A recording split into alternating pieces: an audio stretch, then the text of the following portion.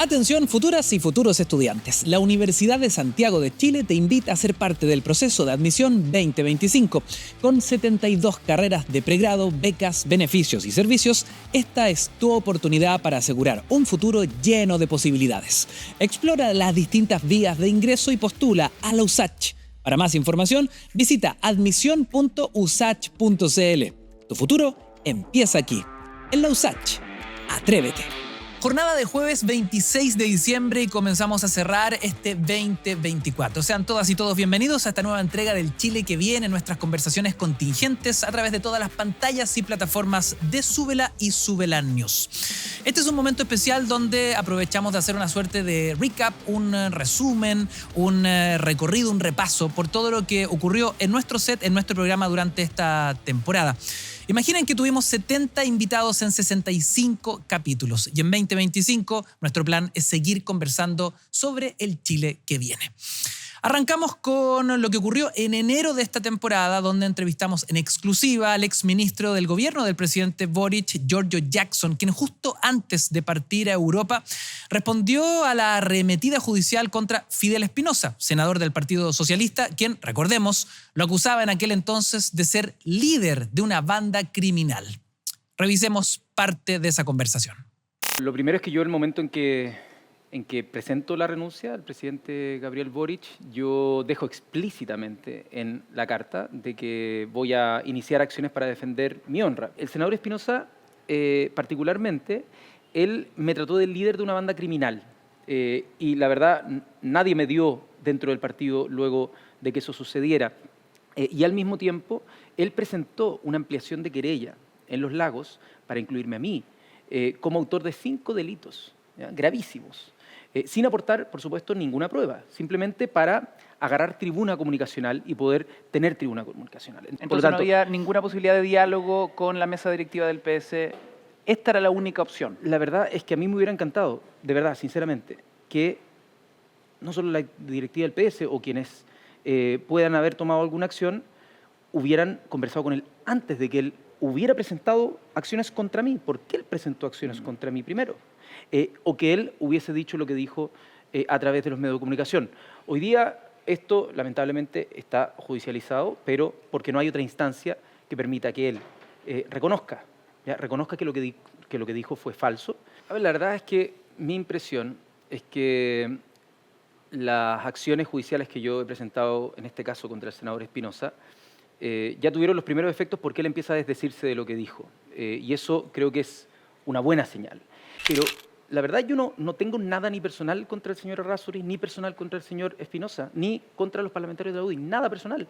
El tema es que ellos hicieron daño, y la pregunta es cómo se resarce ese daño. ¿También esperas disculpas públicas de la directiva de la UDI? Me cuesta pensar que no haya habido una coordinación entre la bancada y el partido. Entonces, la medida prejudicial, que es lo que busca, es saber si es que el sujeto a quien va dirigida una demanda es el partido político como persona jurídica, y por lo tanto, más que dirigida a la directiva, va al partido, representado legalmente por una directiva, o si es que tiene que ir individualmente a los 23 firmantes que firmaron esa carta. O sea, ahí no necesariamente todos la redactaron, pero bueno, ahí alguien tiene que dar una explicación.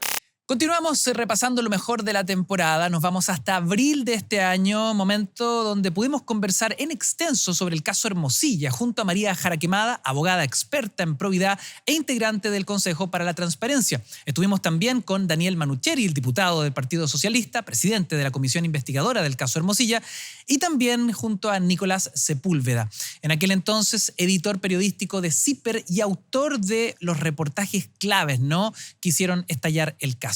La gran pregunta, ¿es Chile un país corrupto?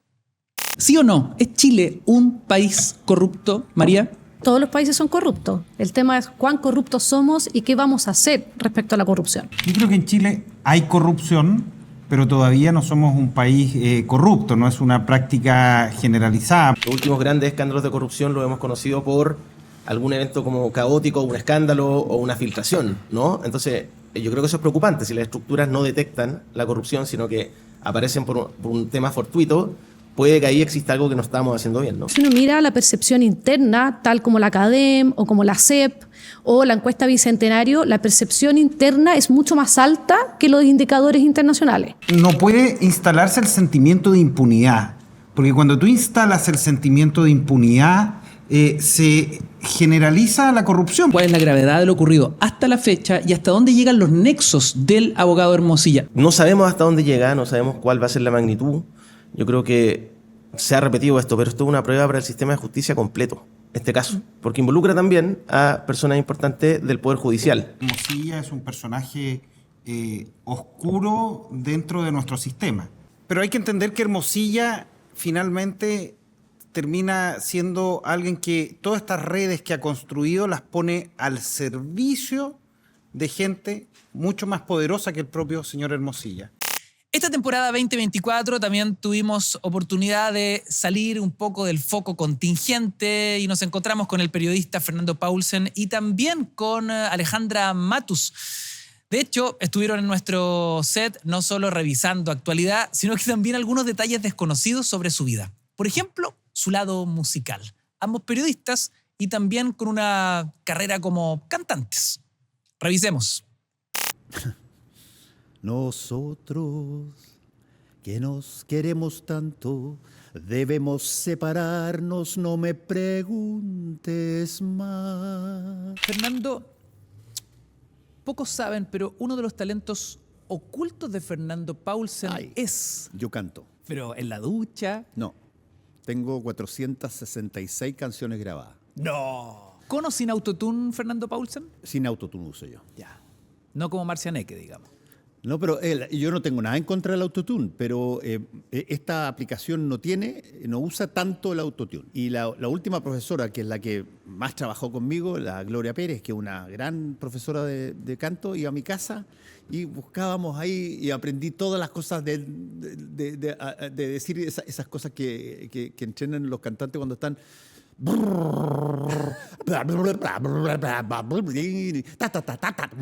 ¿No descartas subir alguna versión a Spotify? Me han preguntado eso.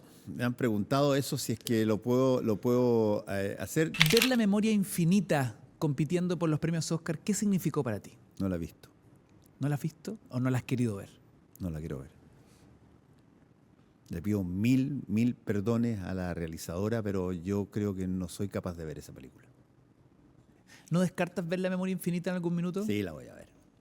La voy a ver de todas maneras, pero me falta fuerza todavía. Estamos viendo Cantando con Redoles, dramaturga en una obra de teatro protagonizada por nuestra Nata Valdebenito, Asilo contra la opresión. Bailando flamenco, ¿en qué minutos se desarrolló este filo artístico de Alejandra Matus? ¿O siempre estuvo y no lo sabíamos nada más? Claro, lo que pasa es que siempre estuvo, cuando era chica y antes de decidir ir a la universidad, yo hacía nadado sincronizado, bailaba bailes nortinos, estaba en una cofradía de bailes nortinos, cantaba en la iglesia, cantaba con mis amigas, canté en la micro. No. El viejo canapé de huevo, ¿no? Ese que está en todos los eventos. Claro, exacto. A mí donde me va... Siempre me ha gustado la chuchoca. Siempre me ha gustado además escribir ficción, pero Oye, claro. Espérate, ¿cantabas en las micro, en serio? Sí, canté en las micro. No. Sí, canté. No es que fui cantante de micro, porque en realidad cantamos como 2 veces. ¿Ya? Con mi grupo de amigos necesitábamos plata para unas chelas. ¿Y cómo estuvo el rating ahí? Uno fue súper bien. Mira. Fue súper bien, sí. Cantaba con un amigo ciego. Mira. Sí, que tocaba el bombo. Él No, tocaba que el todo eso algún día escribí la memoria. Y él otro tocaba amigo, el bombo y tú cantabas ahí. y claro, y otro tocaba la guitarra. ¿Y Pero el que tocaba el repertorio? bombo era ciego, pues entonces imagínate, pues para decirle hay que subirse, hay que bajar. El talle ciego, nos pasan muchas cosas con eso. En este recap del Chile que viene 2024 viajamos hasta el día 22 de abril de este año, donde el gobernador de la región de Valparaíso, Rodrigo Mundaca, hoy reelecto, nos sorprendió a todos con una propuesta que causó de inmediato una enorme polémica e indignación. La verdad, fue un tema muy comentado en redes sociales. Y ojo que en pocas horas, yo te diría 24 horas, se desdijo de sus propios dichos. Hablamos de la pena de muerte para combatir la delincuencia. ¿Qué dijo el gobernador Mundaca? Acá sus palabras. Creo que la delincuencia hay que combatirla con el máximo rigor. Y cuando digo combatirla con el máximo rigor, creo que hay discusiones que están pendientes y que nadie quiere instalar. Por ejemplo, la discusión en torno a la pena de muerte. Yo creo que ahí hay un tema que está pendiente.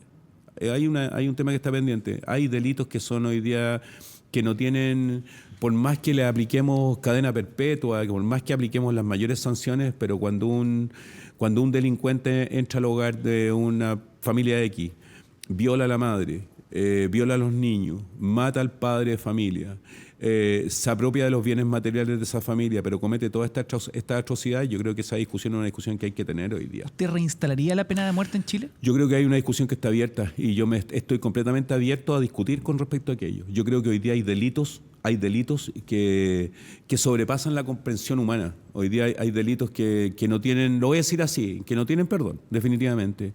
Para los que somos padres, para los que vemos situaciones de esta naturaleza, situaciones de odio por orientación sexual, por ejemplo, hoy día cuando vemos prácticas tan deleznables como precisamente mancillar a una mujer, a una madre, a una dueña de casa, una mujer que está trabajando en un hogar monoparental y tenemos delitos de esta naturaleza, yo creo que esta discusión es una discusión de la cual no nos podemos inhibir. Recap 2024 del Chile que viene, lo mejor de la temporada, lo más comentado en nuestras redes. Con Marta Lagos, fundadora y directora de Latino Barómetro y también de Mori, estuvimos abordando temas como la salud, la eventual reforma al sistema político y, por supuesto, el encuestómetro de aquel entonces. Vamos a revisar qué nos dijo la gran Marta Lagos. ¿Cómo definirías tú hoy el sistema político que nos rige y si crees que es perentorio transformarlo, reformarlo, cambiarlo? Yo creo que estamos en el piso de una profunda crisis política que se produce por, fundamentalmente, digamos, en términos de funcionamiento, por una atomización del sistema de partidos. No cuesta nada hacer un partido, nosotros tenemos 22, hay 10 partidos que están, en camino a ser partidos, podríamos llegar a 30, y lo que tenemos es un parlamento que produce ingobernabilidad, claro, porque no se llegan a acuerdos, no hay, las coaliciones son líquidas. Reforma del sistema político es una palabra grande, ¿ya? Aquí yo creo que lo que se alcanzaría a hacer, yo lo llamaría un ajuste. No alcanza a llamar reforma, un ajuste mínimo. Hay que hacer un ajuste mínimo del sistema político para que el próximo Parlamento, y tienen que apurarse porque les queda una ventanita muy pequeña, ¿no? Y la gente que dice, mire, es que hay que agregarle, mientras más cosas le agreguen, más imposible se hace. Porque vale la afirmación de Maquiavelo, ¿no es cierto?, que dice que ningún legislador se reforma a sí mismo. A mediados del mes de mayo, el mundo político comentaba sobre una ilustración que criticaba y apuntaba a las denominadas metamorfosis de Gabriel Boric. Marco Enrique Sominami nos acompañó en un capítulo especial y esto fue lo que nos dijo respecto del jefe de Estado. No sé si pudiste ver esa ilustración que justamente se hizo súper viral en las redes, que muestra la, comillas, metamorfosis de Gabriel Boric. Él respondió, comillas, no es lo mismo ser activista, dirigente ni diputado a ser presidente de todos los chilenos, dando a entender que sus convicciones no han cambiado. ¿Qué opinas al respecto? Qué difícil, porque no soy opositor, no quiero hacer oposición, no quiero agregarle más piedras al camino, pero creo que está haciendo un mal gobierno, creo que es un gobierno ausente y que él mintió como candidato, no cumplió su palabra, nos manipula y lo más grave es que las banderas que él abrazó, que son parecidas a las que muchos abrazamos, las está arrastrando por el suelo. ¿Mintió o ha habido una obstrucción permanente a las reformas, que es justamente lo que acusan desde su sector? No, eso que la derecha bloquea todo. En educación no presentó la ley. No hay nada que obstruir si no hay ley. Correcto. En salud no presentó la ley. En AFP no presentó la ley. En reforma tributaria no la presentó. Entonces, yo entiendo, como soy del mundo progresista, lo que me piden siempre es que me persine primero, le pida perdón antes de opinar. Me voy a persinar. Pido perdón, no quiero ser opositor. Tuve que decir toda esta persinación, ¿no? ¿Escuchaste? No soy opositor, tuve que decir para pedir perdón, porque para hablar con honestidad, solo me queda, en un acto mínimo de honestidad, de decirte que este es probablemente, salvo el de Piñera, el peor gobierno que yo haya conocido. También en este resumen 2024 no podíamos dejar fuera a la ministra vocera de gobierno. Hoy está fuera del día a día de la contingencia producto de su prenatal, pero conversamos en aquel entonces con Camila Vallejo, quien respondió a todas las críticas de la oposición en materia de seguridad. Escuchemos. Cuando llegamos al gobierno, Carabineros tenía el 50% del parque vehicular con problemas que impedían que se pudieran desplegar. Hoy en la mañana usted habló de un abandono por parte del Estado respecto de Carabineros. Había un abandono del Estado con respecto a Carabineros y a la agenda de seguridad. ¿Y qué autocrítica hacen ustedes respecto de lo mismo? Es decir, ustedes acusan abandono por parte del Estado, pero desde la actual oposición acusan que ustedes, cuando fueron oposición, debilitaron a la institución. Con conceptos como intentar refundar ya Carabineros. Hemos hecho todas las autocríticas que hay que hacer. Las hemos hecho. ¿Y cuál es la respuesta de la oposición frente a la autocrítica? Dicen que es voltereta. Ni siquiera hay un reconocimiento de la autocrítica que se ha hecho y por lo tanto no vamos a hacer más autocrítica. Nosotros vamos a resaltar los resultados que hemos tenido en gestión. Porque lo que necesitamos de la oposición es que se deje la declaración fácil, ¿ya? Que busca titulares, ¿no? Y que se hable con información y datos sobre la mesa. Este año también estuvimos con el periodista y conductor del podcast Lo que importa, Daniel Matamala. Nos visitó en el mes de mayo y reflexionó sobre la salud de nuestra democracia. Esto fue lo que nos dijo. No, hablemos específicamente de ese libro, de El hastío, donde se desarrolla la crisis de las democracias. ¿Cuál es tu mirada respecto de nuestra democracia actual? ¿Corre riesgo? ¿Va rumbo al despeñadero? ¿Está en la UTI? ¿O crees que no goza de tan mala salud? A ver, yo creo que hay que mirar lo que está pasando con la democracia en general. Porque tal vez uno dice Chile, si se compara con otras democracias, no está en un tan mal momento. Pero la crisis de la democracia como forma de convivencia en Occidente es una crisis súper profunda. Y Chile, por supuesto, que no es inmune, no es invulnerable a eso. Yo creo que están dadas absolutamente las condiciones para que pueda aparecer un líder autoritario, carismático, que empiece a horadar la democracia. Afortunadamente todavía no ha ocurrido. Hemos tenido un poquito de tiempo, pero no veo que estemos reaccionando para hacer nada para evitar que eso suceda. Lo que va a pasar, si seguimos en este juego de suma cero, es que va a llegar un caudillo autoritario desde fuera y va a destruir el sistema. Y los mismos políticos son los que le van a haber pasado la llave y le van a haber dicho, señor, hágalo, porque nosotros le hemos demostrado a las personas que somos incapaces de solucionar los problemas. Tras la cuenta pública 2024, el sociólogo Darío Quiroga analizó el escenario del poder. Veamos qué nos decía en mayo de 2024 el conductor del programa 32 Minutos. La cuenta pública, el presidente Boric, sabemos, puso foco en el aborto legal, en la eutanasia, y te lo pregunto, ¿recupera su agenda el gobierno? Uno puede saber de antemano que no tiene los votos en el Congreso, por lo tanto eso no implica que eso sea el final de la historia, porque él puede perfectamente y el gobierno puede pensar en impulsar la agenda e incluso comerse una derrota. Hay derrotas que son necesarias para después ir avanzando. Pero es un... Mira, el mismo hecho de la espectacularidad del anuncio, nadie sabía, y los que sabían lo mantuvieron en secreto. Eso suele no ser muy frecuente en los gobiernos y en el actual gobierno tampoco. Entonces, uno podría decir chapó, lo instaló, logró poner el tema, logró que se pararan unos diputados republicanos con todo lo que eso implica, y eso eventualmente, claro, le mete energía. Ahora, hay que ver bien si le mete energía solo a su sector, pero los pasivos que paga, por ejemplo, con el tema de la democracia cristiana, son muy altos. Yo creo que eso tendrá que verse. Ahora, yo en general tiendo a ser más bien cauto cuando aparecen de repente estas como situaciones medio sorpresivas, porque, insisto, me pregunto yo, ¿habrá un diseño, habrá una mirada estratégica para impulsar el tema del aborto o es solo un cuetazo? Y eso a veces puede ser peor el remedio que la enfermedad. Seguimos con nuestro recap 2024 del Chile que viene. En aquel entonces era candidato a la alcaldía de Puente Alto. Hoy es el alcalde de la comuna. Se convirtió, de hecho, en una de las principales sorpresas de las últimas elecciones municipales. Esto fue lo que nos dijo en el Chile que viene Matías Toledo. Ven la comuna de Puente Alto como un fondo a administrar tanto de la familia Osandón como RN.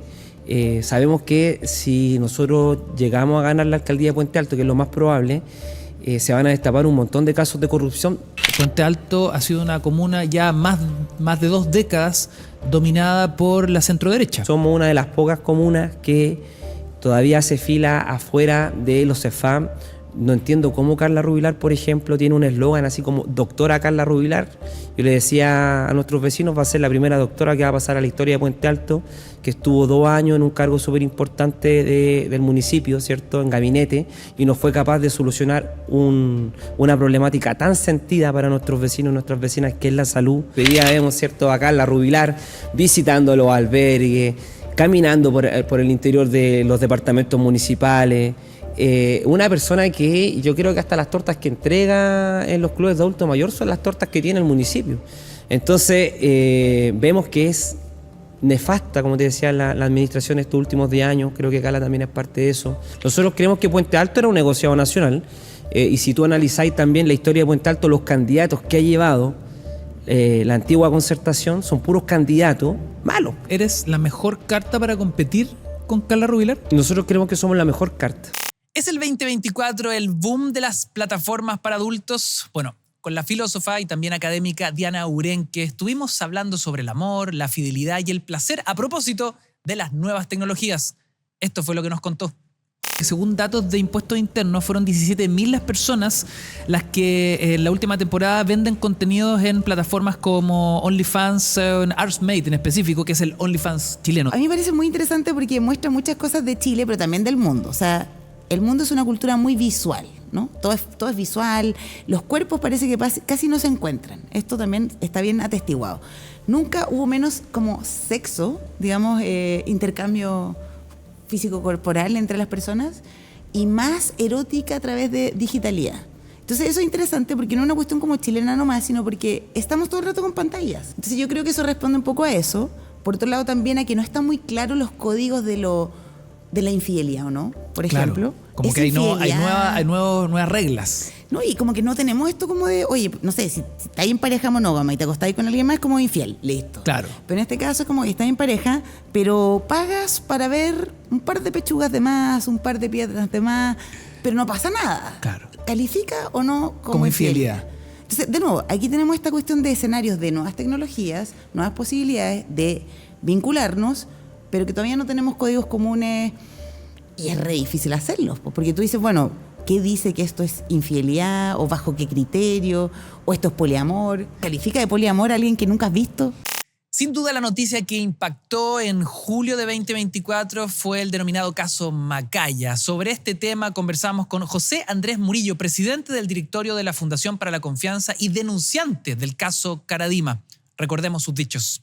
Para que una víctima logre contar con las circunstancias para poder denunciar, es muy difícil, ¿no? Tiene que superar muchas veces la familia, la sensación de estar destruyéndola, si bien fueron víctimas. Ellos se sienten a veces y lo han hecho sentir como victimarios de la destrucción de la familia. Tienen que superar el miedo al sistema judicial en sí, a la policía, a los abogados, el miedo al ser tratados y ser considerados locos o locas. ¿Cuál es en ese contexto el mensaje que tú le darías a quienes hoy mismo están siendo víctimas de abuso sexual en un entorno familiar?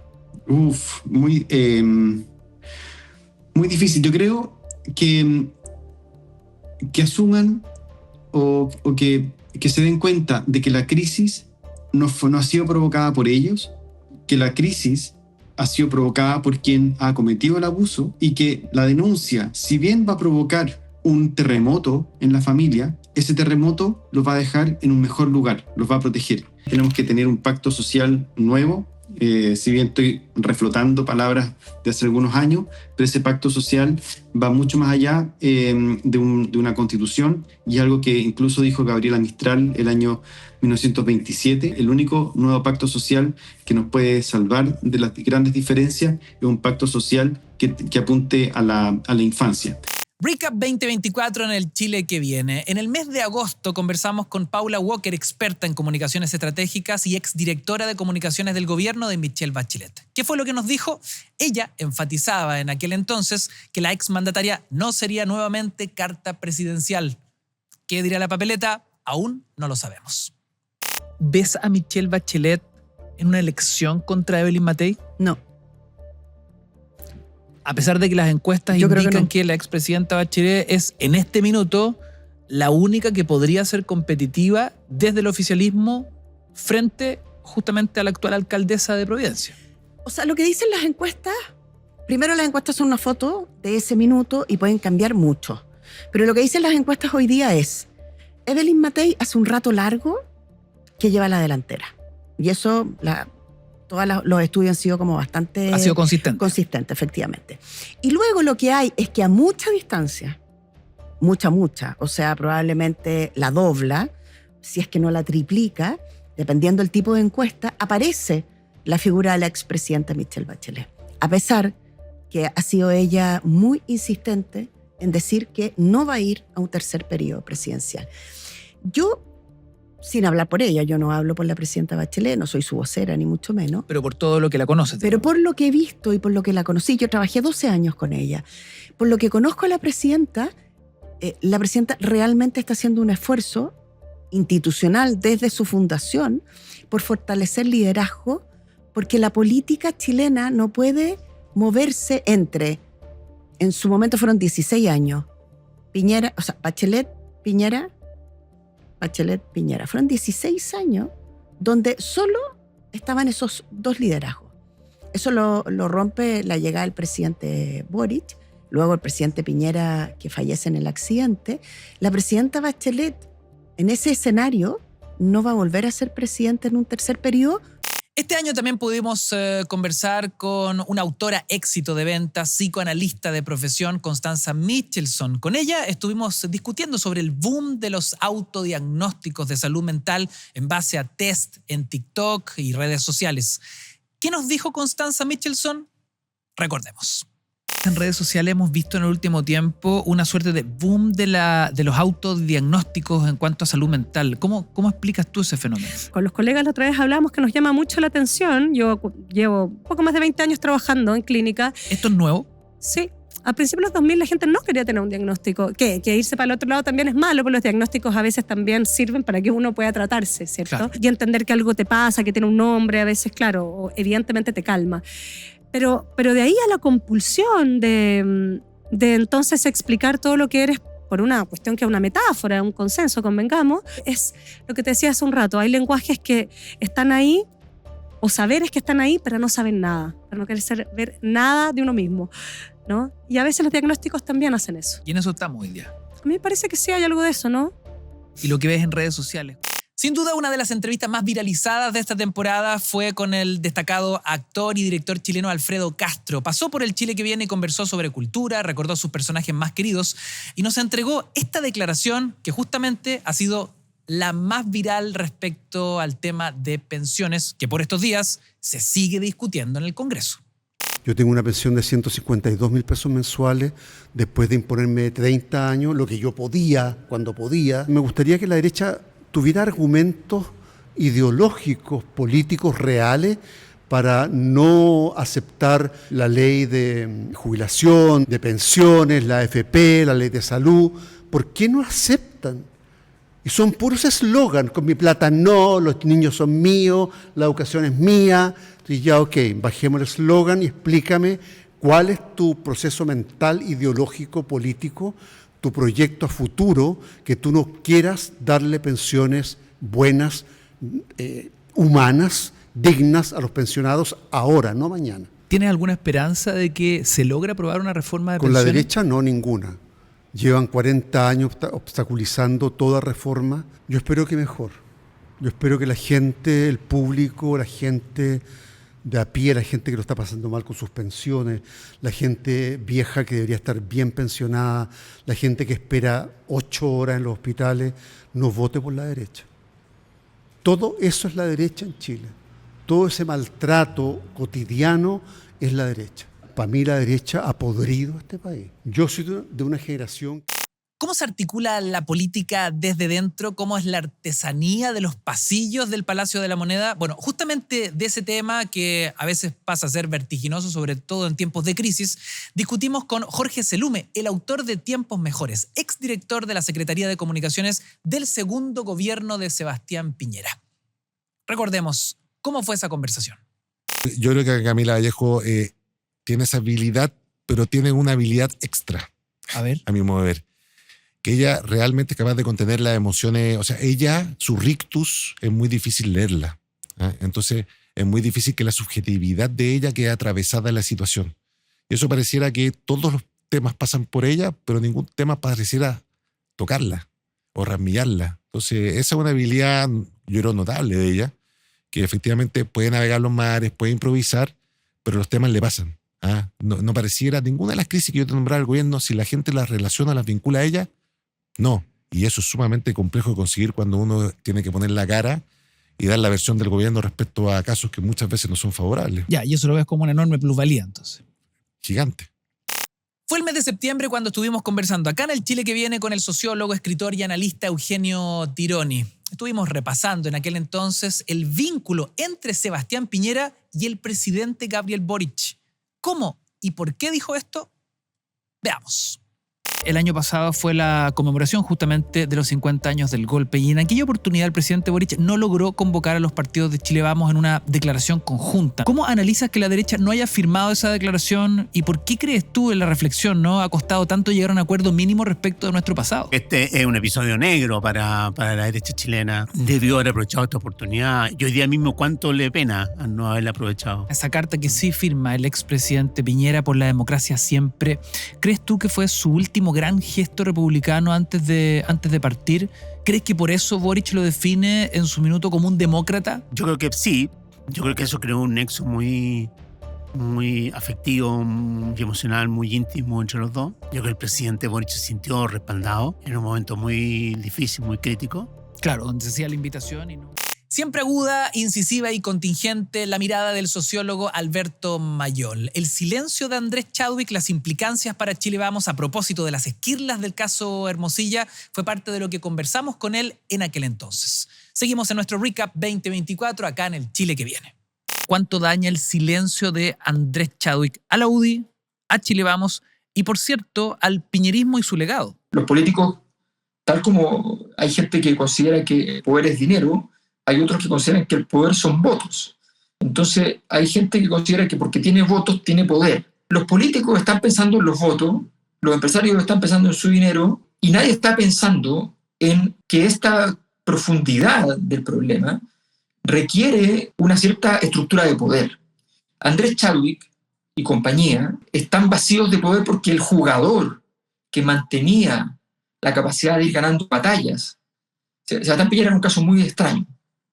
Ganaba todas las batallas y podía perder la guerra ganando batallas. Era una cosa loquísima. Pero era muy astuto, muy hábil en el juego corto y podía ganar el día, que eso siempre es muy importante en las crisis. Han demostrado sus herederos que no son capaces de sobrellevarlo. La gran pregunta no es si la derecha es capaz de salvarse de esta situación. Creo que no. La gran pregunta es, en primer lugar, si la izquierda es capaz de capitalizar este nuevo escenario, este escenario donde de alguna manera resucita un poco el estallido, y en segundo lugar, si Evelyn Matei va a ser capaz de hacer lo que ha hecho, lo ha logrado eso, de ir un poco a medio camino, controlando el escenario de la centroizquierda, manteniéndolo a raya, incluso con mucha votación de ese mundo, y si ella logra mantener eso, podría ella salir indemne, aunque la derecha se esté hundiendo.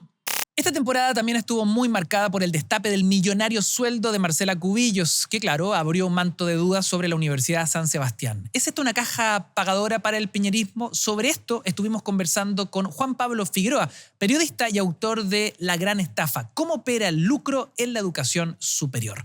Recordemos cómo fue aquella conversación.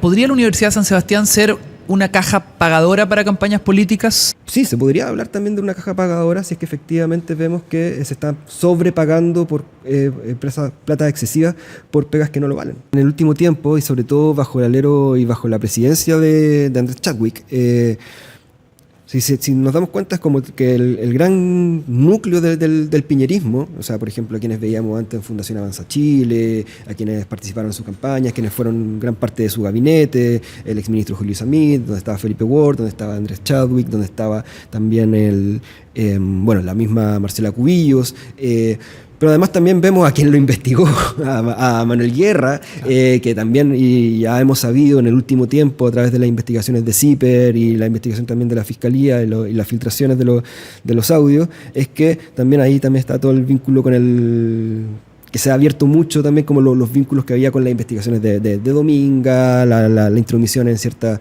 investigaciones clave donde estaban todos estos personajes juntos.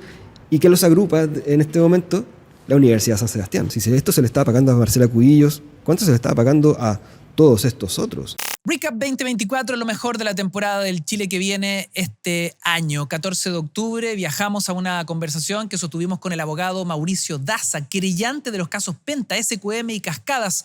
Estuvimos allí discutiendo sobre el caso Hermosilla y apuntó directamente a las responsabilidades del ex fiscal nacional Jorge Abbott sobre el estado actual del Poder Judicial. Recordemos sus dichos. Él dice que le estorbaba a Hermosilla y a Manuel Guerra, pero en la práctica no estorbó nada. El foco puesto en el ex fiscal nacional Jorge Abbott. En entrevista con La Tercera señaló que Guerra y Hermosilla querían sacarme porque les estorbaba. Tu opinión sobre su administración y su responsabilidad ante la crisis que está enfrentando el sistema judicial. La administración de Jorge Abbott fue un desastre en todo sentido para el Ministerio Público. No solamente respecto a la persecución penal de delitos de corrupción en contra de altas autoridades y grandes empresarios, sino también respecto de lo que es la persecución penal en general. Gran parte de la crisis que ha existido respecto de la reacción del Estado frente a fenómenos de delincuencia más complejos que los habituales. Por ejemplo, el crimen organizado deriva de las debilidades institucionales que dejó la administración de Abbott. Ahora, que aparezca Abbott diciendo que es una suerte de víctima, la verdad que también es grosero y burdo. Él dice que le estorbaba a Hermosilla y a Manuel Guerra, pero en la práctica no estorbó nada, porque la operación de impunidad se ejecutó de una manera impecable, sin ningún tipo de queja, sin ningún tipo de reacción por parte de Abbott. Así que la retórica de este fiscal nacional, ex fiscal nacional, para defender una gestión desastrosa en todo el sentido, la verdad que es bastante poco creíble. Hoy nos enteramos que la exalcaldesa de Maipú, Katy Barriga, vuelve a la prisión preventiva. Hablamos de la cautelar más gravosa en medio de la investigación que enfrenta hace ya varios meses. Ha estado ahí en un ida y vuelta entre la prisión preventiva y el arresto domiciliario total. Bueno, justamente la periodista de investigación y autora de Katy Barriga, la perla negra de la UDI, abordó en nuestro programa meses atrás el rol del esposo de la ex jefa comunal de Maipú, a días de que las oficinas del Congreso Nacional hayan sido allanadas por la policía. ¿Es Joaquín Lavín Jr. el alcalde en las sombras de Maipú? Es lo que se pregunta en su libro la periodista Laura Landaeta. La relevancia del allanamiento que enfrenta Lavín Jr. en sus oficinas. Es súper relevante por dos cosas. Primero, porque si quedaba alguien en la UDI que pensara en que no había un involucramiento de parte de Joaquín Lavín León en el tema de investigación que compete hoy a la Fiscalía, se desbarata esa tesis, ¿no? Primero, porque no es llegar y obtener un allanamiento en el Congreso, o sea, es algo que inédito. Entonces, evidentemente, cualquier juez no se va a querer meter en la pata de los caballos y tiene que tener argumentos sólidos la Fiscalía para conseguir esa orden. Además de eso, en el allanamiento se encontraron 50 documentos. Yo pude ver la lista de documentos que se encontraron. Hay cosas que no las quiero especificar porque no quiero entrampar la labor de la justicia, pero son documentos que son de Maipú, documentos municipales, que deberían estar en la contabilidad interna, que deberían estar archivados en la municipalidad y que resulta que estaban en la oficina parlamentaria del Congreso de Joaquín Lavín León. ¿Qué hacían ahí? Es lo que la justicia tiene que determinar. Claro, la justicia lo tiene que determinar, pero la Fiscalía ya lo tiene bastante encauzado. O sea, Joaquín Lavín León fue el administrador y el alcalde de las sombras de la Municipalidad de Maipú. Esto no es una ex chica mecano pasándose de lista, robándose plata de una municipalidad ella sola. ¿Y quién es el ejecutor de ese aparataje? Yo tiendo a creer que Joaquín Lavín padre y Joaquín Lavín hijo tienen mucho más experiencia que ella, por lo tanto ellos estaban más a caballo de cómo se hace esto. También este 2024 nos visitó la periodista de CIPER, Paulina Toro. Estuvimos ahondando en los detalles del caso Monsalve, el gran escándalo que sacudió a la moneda en el mes de octubre. Los argumentos de lo que sería la defensa del ex subsecretario del Interior bajo la lupa de una tremenda periodista de investigación. Acá, lo que estuvimos conversando en aquella ocasión. Él ha dicho, él lo señaló a través de sus abogados en la audiencia, que se sentía él en una especie de relación en formación. Por ningún motivo podría habilitar a una persona a que después, digamos, en una situación donde la denunciante o esa persona que él cree que está en una relación en formación sin su consentimiento o sin su conciencia aparente, lo hemos visto en video, pudiera tener alguna aproximación sexual como la que la denunciante denuncia del señor Monsalve. Su argumento ahí es que él también estaba falto de conciencia, pero es ese el argumento donde visiblemente lo que nosotros hemos visto a través no solamente de las imágenes, sino que también los testigos de este caso señalan que él estaba mucho más firme que ella. Lo vemos incluso en dos oportunidades correr, ¿no? O sea, la estabilidad física es mucho mayor que la estabilidad física de ella.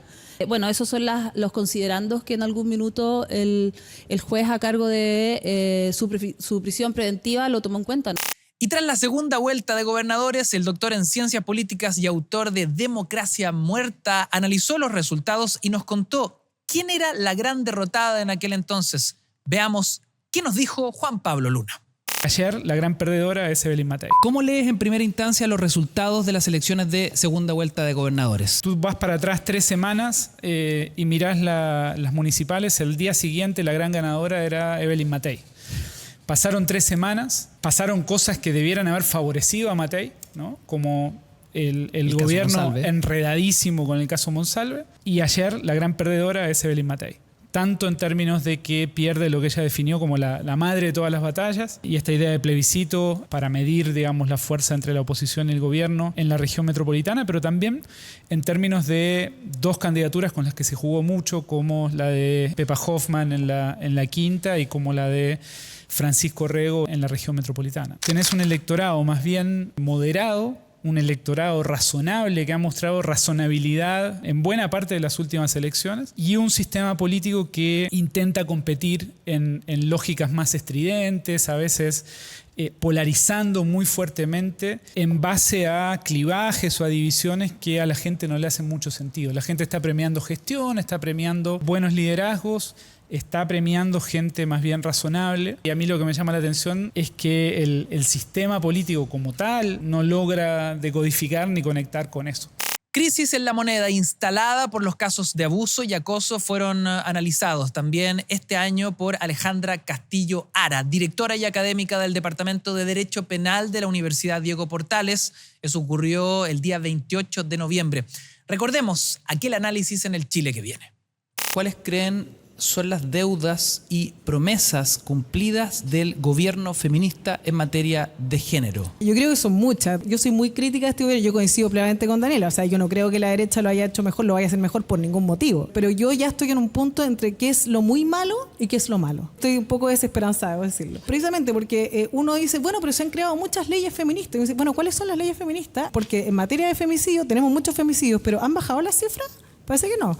Entonces, tiene un correlato material eso efectivamente, ¿qué es lo que queremos? ¿Que no maten más mujeres o que se lleve más gente a la cárcel? ¿Queremos que no maten más mujeres? ¿Se han reducido las brechas salariales? No, por ningún motivo. Es decir, yo soy académica, por ejemplo, brecha salarial se mantiene en términos reproductivos, nosotros hemos avanzado en términos reproductivos sin duda, es decir, la posibilidad del aborto a mí me parece estupendo. Pero, por ejemplo, el ejercicio de la maternidad está regulado. ¿Tenemos más libertad? ¿No? ¿Tenemos a la cuna acorde? Parece que no. Pero la verdad es que fácticamente en los hechos yo no siento que las mujeres realmente estemos en una mejor posición de paridad. Entonces yo creo que hay grandes deudas y yo creo que en ese sentido a mí me gustaría tener menos punitivismo y más políticas de largo plazo, aunque las fotos se las saquen 3 gobiernos después, pero que realmente permeen en la población. ¿Conoces el real impacto de lo que almacenas en tu celular? ¿Sabías del impacto medioambiental de los data centers, instalaciones donde se guarda todo lo que creamos en el mundo virtual? Bueno, sobre todo esto conversamos con Marina Otero, académica de Harvard, de paso por Chile. Unos 60 centros de datos de un tamaño medio consumen la misma cantidad que una ciudad de tantos millones de habitantes como Nueva York. ¿Es cierto que Quilicura, acá en la región metropolitana, en Chile, es la comuna con mayor data centers en América Latina? Sí, en principio es una de las mayores concentraciones de América Latina. Creo que se lo disputa también un poco con Querétaro en México, pero si tomamos en cuenta los centros de datos que están planeados para los próximos años, posiblemente sean unos lugares con mayor concentración de esta industria. Lo que está ocurriendo en Quilicura es muy sintomático respecto de la crisis hídrica y cómo se sigue estresando el terreno. Efectivamente. Por eso, por ejemplo, las comunidades de Cerrillos consiguieron que el centro de datos de Google tuviera que cambiar su diseño, porque tal como estaba diseñado consumía prácticamente todo el agua del acuífero local. En Quilicura pues está quedando seco los humedales de la región.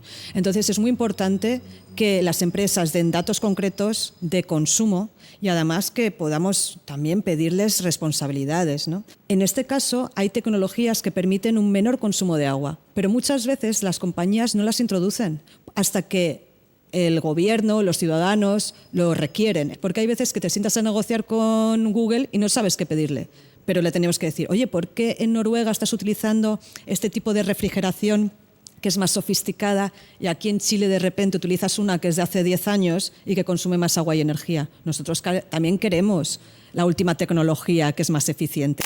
Y sin duda una de las visitas más ilustres de la temporada, el astrónomo y Premio Nacional de Ciencias Exactas, el profe José Massa, quien conversó largo y tendido con Súbela News, donde, entre otras cosas, criticó el estado de nuestra política y los denominados díscolos del Congreso. La única posibilidad de no ser un país irrelevante es, como ya hemos dicho varias veces, educar, y que todo el mundo aprenda a leer, que todo el mundo aprenda oficios, pero hacerlo bien. Hay que hacer las cosas bien hasta que duela, güey. Tenemos un Congreso hoy poco validado, hay una crisis de legitimidad en las encuestas. ¿Cómo ve nuestra política hoy? Bueno, no la veo en el mejor pie, bueno, obviamente. Mira, hace, no sé, 10, 15 años aparecieron los díscolos. Y claro, dentro de 150 diputados, si tú eres de los que llega tempranito y se sienta en el sillón y no hace ningún chascarro, si no llegáis con pluma, no llegáis con un poncho de cacique o quemando hojas de laurel, pasáis a ser un don nadie, güey. La mitad de la gente del Parlamento uno no lo conoce. Pero si empezáis a hacer choro y empezáis a hacer cualquier cabeza de pescado, aunque digáis la idiotez es más grande. Entonces el hemiciclo es para que ese tipo de libertades se puedan tomar, y se las toman porque así se hacen conocidos. Pero la única posibilidad de que tengamos una mejor vida para todos y todas es que el país progrese, que el país crezca a un 3, un 4, un 5, un 6%, y que haya una sensación de todo el mundo de que realmente esforzándose más, estudiando más, uno puede progresar en la vida. Otro de los lujos de la temporada, la conversación que hace poquito sostuvimos con la ganadora del premio Herralde 2024, la escritora chilena radicada en Argentina hace ya varios años, Cynthia Rimsky. ¿Cuál es su mirada de nuestro país? Tengo la sensación que Chile es como todo cambia para que nada cambie y que eso genera mucha frustración. Fuiste opositora a la dictadura de Pinochet, has sido crítica también de la llamada batalla cultural y cómo en la década de los 90 se transformó lo colectivo en algo puramente individual. Con todo ese caminar, ¿cómo observas Chile hoy? Tengo la sensación que Chile es como todo cambia para que nada cambie y que eso genera mucha frustración. O sea, siento que nunca hay un cambio, nunca hay como, lo hicimos, cambiamos algo de verdad. Siempre es como que se trata de cambiar y llegan y vuelven siempre lo mismo. Es como una pequeña modificación que no cambia nada. Me gustaría que alguna vez cambiara algo, da lo mismo. ¿Qué? Pero que hubiera un cambio importante. La previsión, la educación, la salud, todo sigue con unos pequeños cambios, pero que no logran cambiar realmente a lo que necesitamos, ¿no? ¿Y el gobierno del presidente Boric, qué opinión te merece? Me parece que no tiene el poder para hacer los cambios, porque el poder económico, o sea, Pinochet dejó todo arreglado y eso que dejó arreglado y anudado no se ha desanudado. Por lo tanto, tienen el poder los grandes grupos económicos. Chile es muy conservador. Muy bien, queridas amigas, amigos, esto ha sido nuestro Recap 2024, lo mejor de la temporada en el Chile que viene por las pantallas de Súbela y Súbela News. Aquí un resumen con nuestros mejores cortes, cuñas, declaraciones e invitados. Los invitamos a seguir nuestras redes en @SúbelaNews y escoge junto a nosotros lo más destacado de esta temporada. Cuídense mucho y será hasta la próxima.